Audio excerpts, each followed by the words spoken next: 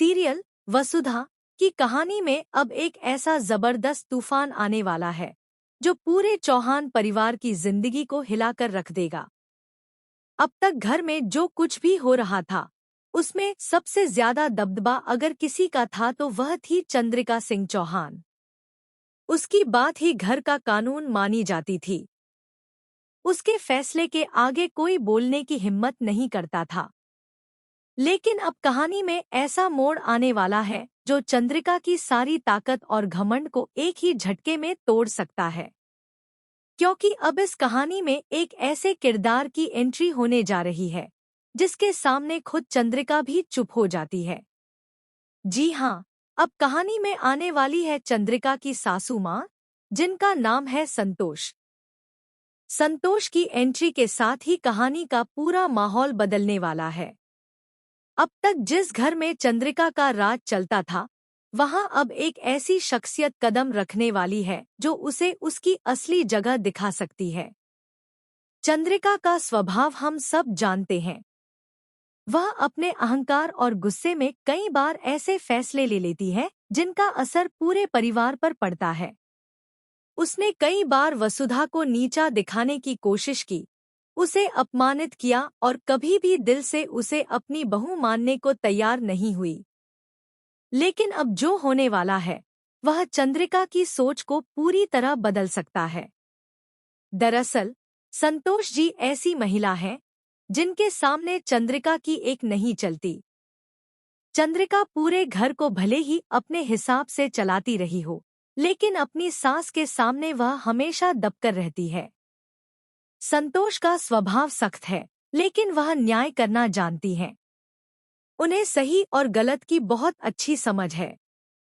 इसलिए जब वह इस घर में आएंगी तो सबसे पहले उनकी नजर जाएगी वसुधा पर। वह वसुधा को ध्यान से देखेंगी, उसके व्यवहार को समझेंगी और यह जानने की कोशिश करेंगी कि आखिर वह लड़की कैसी है जिसे चंद्रिका इतनी नफरत करती है। यहीं से कहानी में असली रोमांच शुरू होगा। क्योंकि जैसे जैसे संतोष वसुधा को करीब से जानेंगी, उन्हें एहसास होने लगेगा कि यह लड़की वैसी बिल्कुल भी नहीं है जैसा चंद्रिका ने बताया है। वसुधा के अंदर एक सच्चाई है, एक मासूमियत है और सबसे बड़ी बात, वह अपने परिवार के लिए कुछ भी करने को तैयार रहती है। उसकी यही सादगी और सच्चाई संतोष के दिल को छूने लगेगी।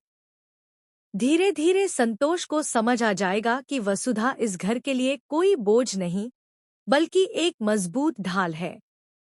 जब अब तक चंद्रिका दूसरों को डांटती थी, दूसरों को नीचा दिखाती थी, लेकिन अब हालात बदलने वाले हैं। अब वही चंद्रिका अपनी सास की डांट सुनने वाली है।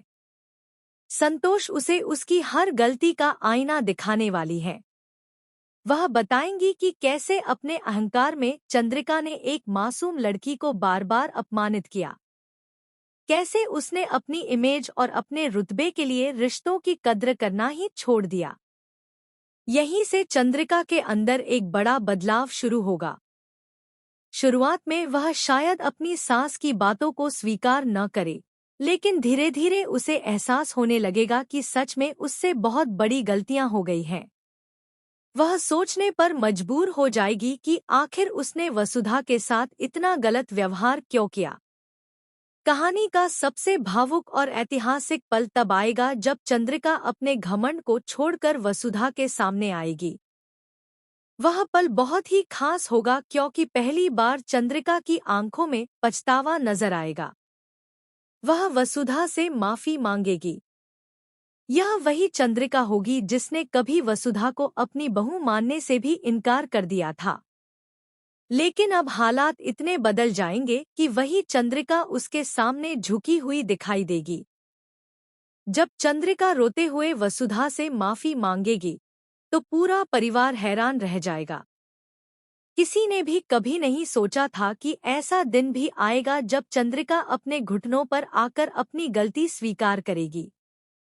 यह पल वसुधा के लिए भी बहुत भावुक होगा, क्योंकि उसने हमेशा इस परिवार को जोड़ने की कोशिश की है, कभी किसी से बदला लेने की नहीं सोची।